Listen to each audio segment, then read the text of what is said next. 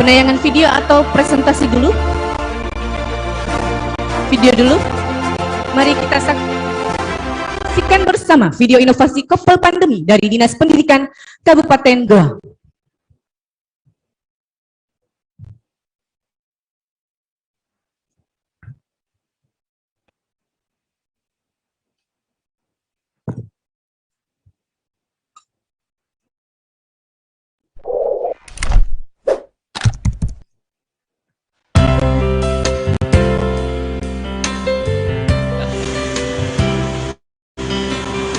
Assalamualaikum warahmatullahi wabarakatuh. Saya Ayatullah Hidayat, pengawas di wilayah 1 Kecamatan Sumba Opu, membuat inovasi yang kami sebut dengan Kopel Pandemi, yaitu kotak penolong layanan pendidikan selama masa pandemi.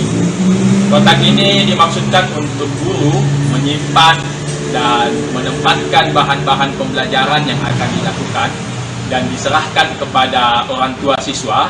Kemudian orang tua melakukan pendampingan di rumah. Nah, untuk orang tua secara terjadwal akan datang dan diminta untuk mengambil bahan-bahan tersebut, kemudian mengembalikan hasil pekerjaan peserta didik kembali di tempat itu. Setiap pekannya kami memberikan tugas, kemudian dimasukkan ke dalam Kopel Pandemi ini, dan orang tua murid datang mengambil tugas tersebut untuk dikerjakan di rumah masing-masing. Sabtu kami memeriksa kembali, mengevaluasi kembali tugas-tugas yang telah dikumpulkan anak-anak yang dikumpulkan kembali pada Kopel Pandemi ini. Saya selaku guru SD Impres Mangasa sangat terbantu dengan adanya inovasi Kopel Pandemi ini, karena seluruh tugas-tugas peserta didik tuntas sekalipun tanpa menggunakan gawai. Saya sebagai orang tua murid di SD Impres Mangasa merasa sangat terbantu dengan adanya Kopel Pandemi yang disediakan oleh pihak sekolah selama masa pandemi ini. Assalamualaikum warahmatullahi wabarakatuh. Saya Adnan Purikteksan, Bupati Kabupaten Goa. Saya ingin mengapresiasi dan memberikan penghargaan yang setinggi-tingginya atas inovasi Kopel Pandemi atau kotak penolong layanan pembelajaran di masa pandemi COVID-19. Permasalahan ketidakefektifan layanan pendidikan akibat pandemi COVID-19 di satuan pendidikan telah berhasil diatasi dengan inovasi Kopel Pandemi. Semua kegiatan Kopel Pandemi berlangsung dengan menerapkan protokol kesehatan COVID-19. Inovasi ini terbukti efektif mengatasi permasalahan proses pembelajaran oleh guru, orang tua, dan peserta didik. Dan kita berharap selama masa pandemi, program ini terus mampu membantu pembelajaran yang efektif di Kabupaten Goa. Terima kasih. Assalamualaikum warahmatullahi wabarakatuh. Ya, berikut mari kita dengarkan pernyataan dukungan dari Kepala Dinas Pendidikan Kabupaten Goa. Silahkan Ibu. Bismillahirrahmanirrahim. Assalamualaikum warahmatullahi wabarakatuh. Alhamdulillahirabbil alamin wassalatu wassalamu ala Rasulillah.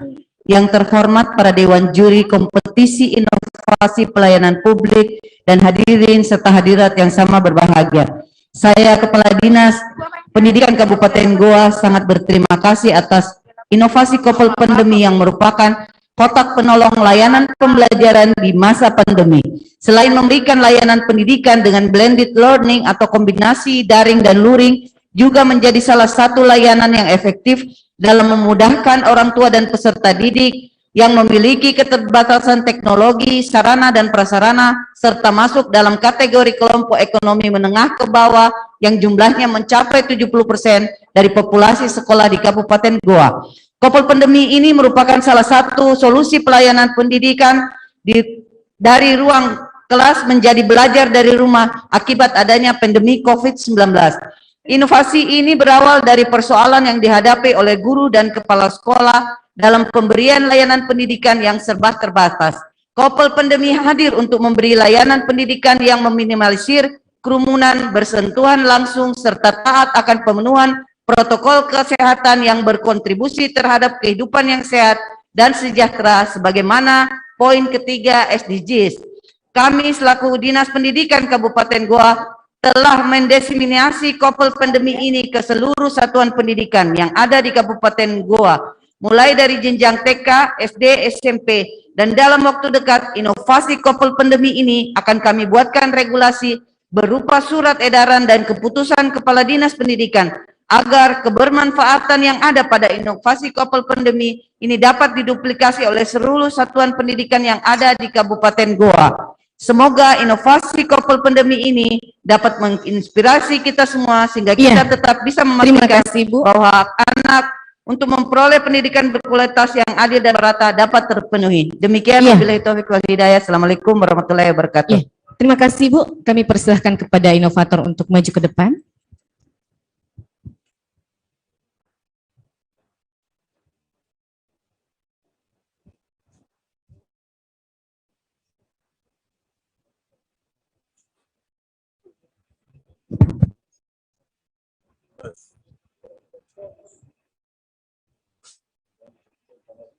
Sudah siap? Sudah siap? Kita mulai dari sekarang. Bismillahirrahmanirrahim. Assalamualaikum warahmatullahi wabarakatuh. Hamdan wa syukrillah wa la haula wa la quwata illa billah. Yang sama-sama kita muliakan Bapak Ibu Dewan Juri, hadirin dan hadirat yang sama berbahagia. Izinkan saya Ayatullah Hidayat dari Dinas Pendidikan Kabupaten Goa untuk mempresentasikan inovasi yang kami beri judul dengan nama Kopel Pandemi. Hadirin yang sama berbahagia, benturan pandemi di tahun 2020 itu menghantam seluruh sendi kehidupan yang ada, termasuk di segmen pendidikan, yang menyebabkan dampak pandemi ini berefek terhadap ketidakefektifan terhadap proses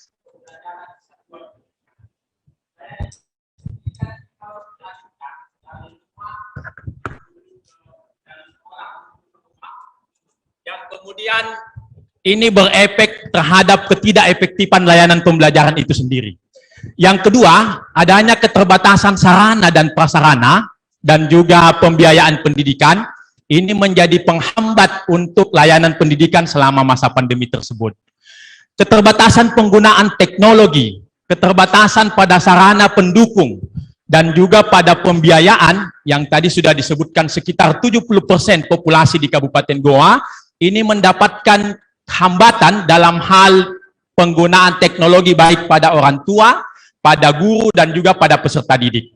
Kemudian yang kedua, terjadi keterbatasan pada pembelajaran selama pandemi. Dan alhamdulillah kami di Dinas Pendidikan Kabupaten Goa menjawab hambatan itu dengan menghadirkan kotak penolong layanan pendidikan selama masa pandemi yang berorientasi pada pembelajaran berbasis aktivitas, problem-based learning, project-based learning, dan joyful learning. Bapak Ibu Dewan Juri yang sama saya muliakan, untuk nilai kebaruan kotak penolong pandemi ini, yang pertama, efektif untuk melakukan perbaikan pada kualitas pembelajaran dengan adanya desain pembelajaran yang kita muat di dalam kotak penolong pandemi ini yang berbasis problem-based learning, project-based learning, dan juga joyful learning, sehingga ini bisa mengaktifkan proses pembelajaran lebih baik.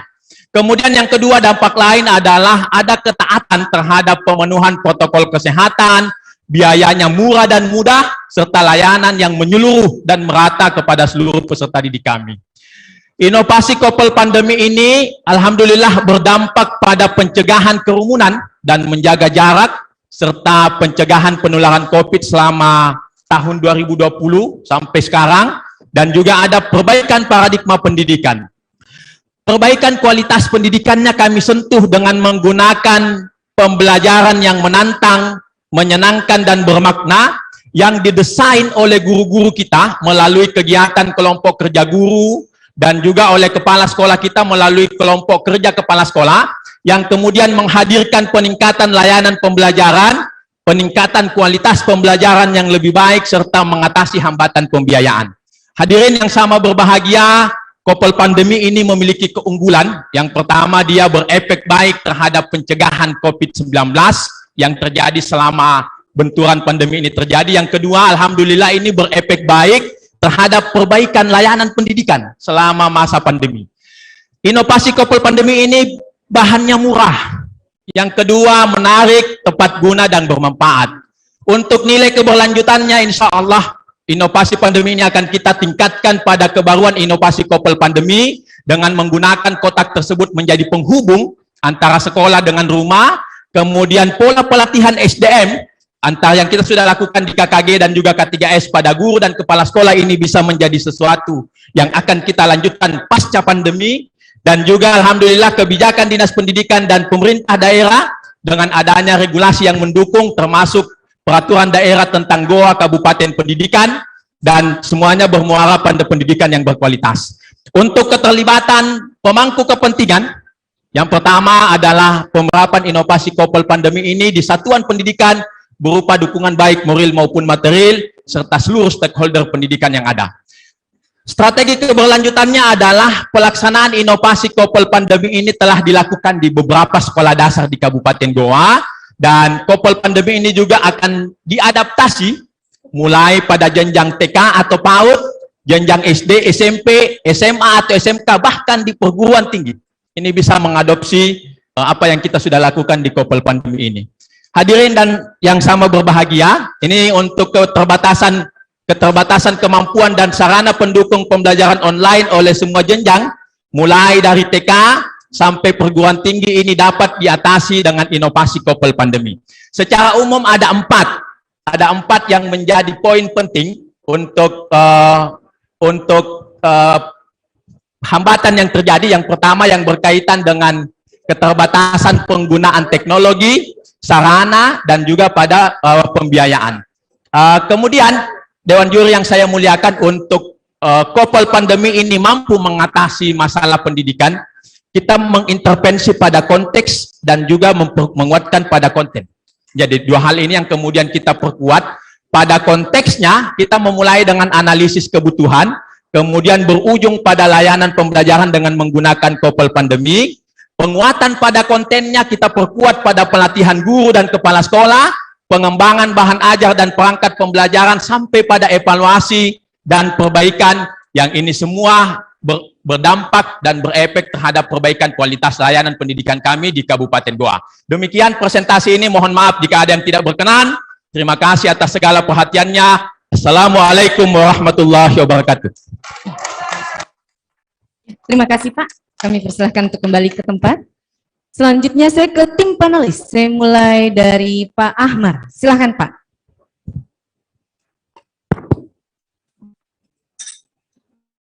Iya, terima kasih. Pertama kita beri aplaus dulu untuk presenternya. Tepuk tangan dulu untuk presenternya, luar biasa. Waktunya pas, penjelasannya juga. Yang saya bayangkan inovasi ini ketika pandemi ini mau selesai. Kira-kira seperti apa bentuk penyesuaiannya ketika pandemi ini selesai? Itu dulu, coba dijawab. Kira-kira bayangannya kalau tahun depan ini selesai mini pandemi, masih kota penolong atau kota apa lagi namanya? Ya, kota amal. Ya, terima kasih Dewan Juri yang saya muliakan. Kotak penolongnya pada konteks yang kita tadi sebutkan ini akan menjadi penghubung. Jadi kemarin kita juga sudah pasca pandemi ketika ada vaksin, ada siswa kita yang belum vaksin, ada kebijakan untuk dia belajar online, maka ini bisa tetap bermanfaat. Jadi di situasi baru-baru kemarin ini masih tetap bermanfaat. Di masa depan pasca pandemi ini bisa menjadi penghubung yang sangat efektif antara orang tua dengan rumah, karena bisa menggunakan kotak ini untuk memberikan penguatan-penguatan apa saja yang berkaitan dengan layanan pendidikan.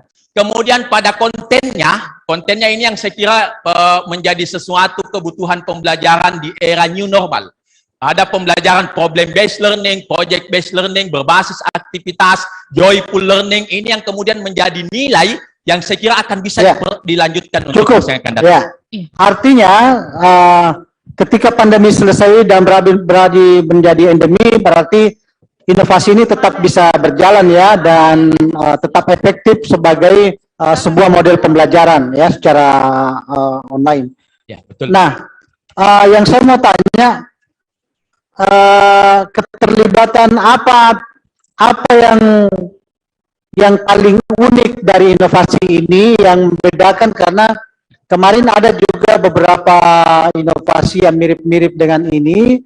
Nah, itu yang saya mau cari, faktor pembedanya inovasi ini dengan inovasi yang lain, yang paling unik lah, yang paling unggul dari inovasi ini apa kira-kira? Ya, singkat saja Pak.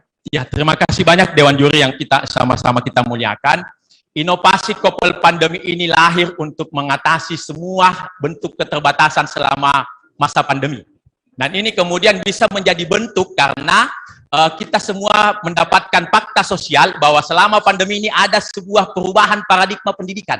Yang kemudian itu kita telah berhasil menemukan bentuknya di desain konten yang kita muat di dalam Kopel Pandemi ini. Jadi ada nilai kebaruan, ada bentuk strategi yang baru yang saya kira ini menjadi sebuah jawaban terhadap layanan pendidikan di masa-masa yang akan datang. Termasuk kita mengkombinasi antara online learning dengan tatap muka. Ini semuanya bisa lebih efektif dengan temuan yang kita dapatkan Ya, di cukup, konten. ya. Ya. Saya kira ini berarti ini karena kemarin ada dari kabupaten lain itu yang kurang lebih sama dengan ini, Mobile Mario Class gitu ya. Jadi kurang lebih sama model pembelajaran ini yang makanya tadi saya coba gali di mana lebih. Saya tambahkan Ya. Pak Ibu. Ya, jangan panjang-panjang. Ya. Selain pada online, juga kita perkuat pada konten yang sifatnya offline, yang sifatnya desain pembelajarannya untuk memenuhi anak-anak kita yang tidak memiliki dan memiliki keterbatasan kemampuan teknologi itu. Ya. Ya, jadi ini kekuatan kita selain pada online-nya, ini juga bisa menguatkan pada populasi yang jumlahnya tadi sekitar lebih dari 50 ini yang layanan tidak ada handphonenya. Ya, di ceritanya ini hybrid ya, metode hybridnya itu ya. Ya. Ya, selain online, offline juga. Ya, saya kira itu cukup dari saya. Terima kasih Pak. Selanjutnya saya ke Ibu Sumarni. Silakan Ibu. Ya, terima kasih Mbak Uni. Saya sangat mengapresiasi inovasi ini. Saya jadi teringat inovasi yang di Bonek kemarin yang kita rebutan untuk komen. Satu kesamaan yang saya temukan adalah bahwa inovasi ini terlihat mungkin sederhana, tapi sangat membantu. Jadi kalau yang saya bisa tangkap, yang membuat saya tertarik dengan inovasi ini adalah bahwa inovasi ini menjawab masalah siswa atau orang tua yang tidak punya gadget, Pak ya. Jadi kan tidak semua orang tua siswa atau anak itu punya gadget. Pada saat kita belajar online itu mereka kan harus pakai gadget ya. Semuanya harus dikirim tugas-tugasnya itu lewat handphone. Nah, kan tidak semua orang punya handphone. Nah, kemudian inovasi ini menjawab itu, memberi solusi itu dengan memberikan lah kenapa saya menjelaskan ini inovasinya? Jadi saya menjelaskan dari pemahaman saya ya. Ini membantu juga menjawab pertanyaan Pak Ahmad tadi, di mana letak keunikan dari inovasi ini. Kalau saya tangkapnya justru uniknya di situ karena dia memberikan media pembelajaran alternatif selain lewat gawai, karena tidak semua orang tua itu mampu membelikan anaknya gawai. Jadi mungkin yang perlu Pak inovator perhatikan adalah Bapak harus menjelaskan itu di latar belakang dengan menyertakan data. Jadi data berapa siswa atau orang tua yang tidak punya gadgetnya untuk bisa belajar online. Nah, kemudian mereka terbantu tetap bisa membuat media kotak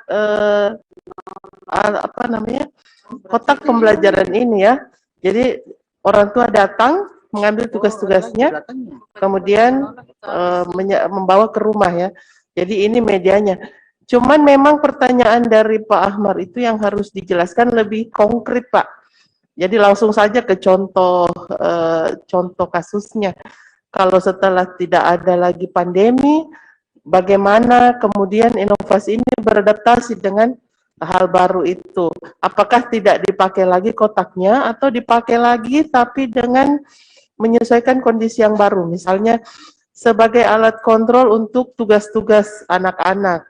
Biasanya kan orang tua tidak tahu anaknya punya tugas atau tidak di sekolah. Nah, mungkin lewat kotak itu bisa menjadi media komunikasi lagi ke orang tua dengan guru, supaya mereka tahu bahwa oh ada tugasnya ini anak-anak sekarang. Saya sebagai orang tua menyarankan seperti itu, Pak. Dari saya itu saja mungkin. Saya sangat mengapresiasi, terlihat sederhana tapi bagus sekali inovasinya. Terima kasih. Ya, terima kasih Bu. Selanjutnya saya ke Ibu Fadiah. Silakan Ibu.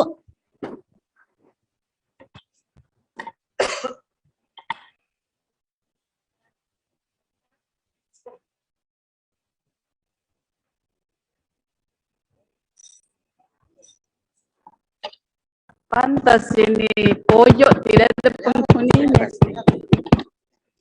Memang tidak menyala.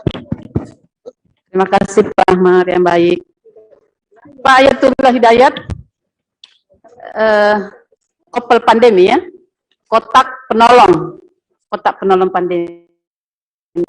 Pak, tadi sedikit saja, inovasi itu kan sebenarnya adalah Bapak itu penting untuk membuktikan apa yang Bapak lakukan, hal baru apa yang Bapak lakukan terkait dengan problem yang ada. Ya, jadi yang saya tangkap dari pembahasan dan saya membaca tadi ini, Bapak itu menjelaskannya sangat luas sekali. Jadi pertanyaan saya sebenarnya, siapa sasaran dari inovasi ini? Apakah se-Kabupaten Goa, seluruh sekolah di Kabupaten Goa, atau fokus kita di mana? Ini penting Pak, karena pertanyaan inovasi itu menuntut itu. Semakin spesifik sasarannya, itu semakin inovasi itu bisa dibuktikan dan bisa diukur capaiannya. Ketimbang terlalu luas, itu Bapak repot sendiri jadinya. Dan itu boleh jadi bukan menjadi karya kotaknya inovasi lagi.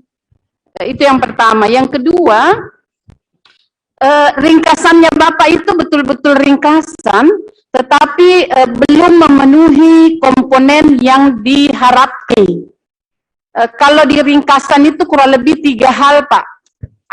Kenali apa masalah utamanya, lalu kemudian Bapak jawab dengan inovasi itu seperti apa, dan apa dampak yang dihasilkan dari inovasi ini. 3 aja Pak di ringkasan itu. Dan kelihatannya belum representasi di ringkasan ini. Yang kedua, apa sebenarnya masalah utama yang Bapak jawab dari inovasi ini?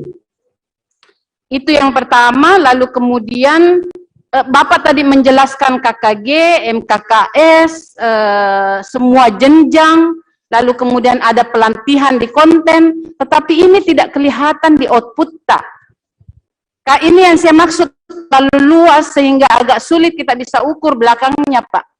Karena ini yang harus Bapak lihat di penguji itu akan Bapak diburu. Kalau Bapak masalahnya ada 4, tujuannya ada 3 misalnya, maka akan diburu apa hasilnya, perubahan apa yang terjadi dengan inovasi ini gitu. Lalu di inovasinya, di keunikannya, kalimat ini sebenarnya bukan kalimat keunikan, Pak. Belum muncul keunikan, nilai tambahnya, apa yang baru dari inovasi ini, saya belum bisa menangkap apa sebenarnya yang unik. Kecuali kotak tadi ya, itu belum saya melihatnya.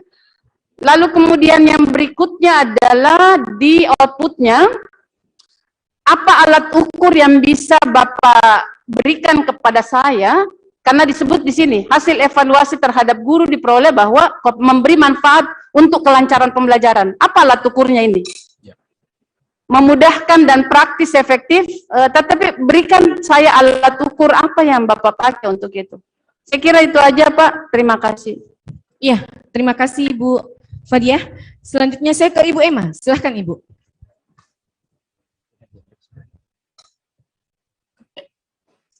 Oh, terima kasih. Kayaknya tadi diborong semua sama Bu Fadia apa yang ingin saya tanyakan. Tapi itu dari awal saya perhatikan apa yang dipaparkan jauh lebih jelas dibanding apa yang dituliskan.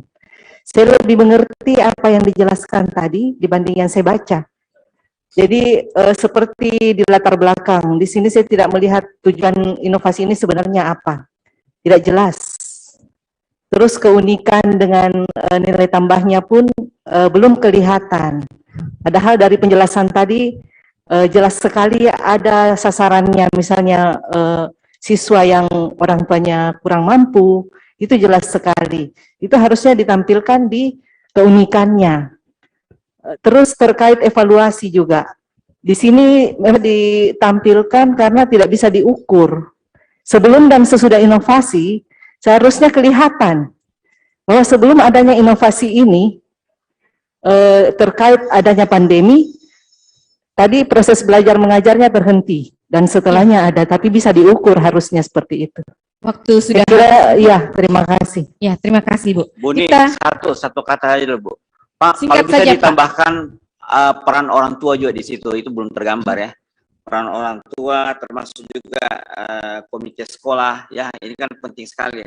Terus yang kedua, di hasil itu 9C kalau bisa ditambahkan juga tadinya anak-anak itu harus menggunakan gadget dengan pulsa sebesar sekian, kan mereka tidak perlu sekedar pulsa lagi. Iya. Ya kan, berapa banyak itu yang bisa defisien. Ya, kita beri aplaus untuk inovasi Kopel Pandemi dari Dinas Pendidikan Kabupaten Goa.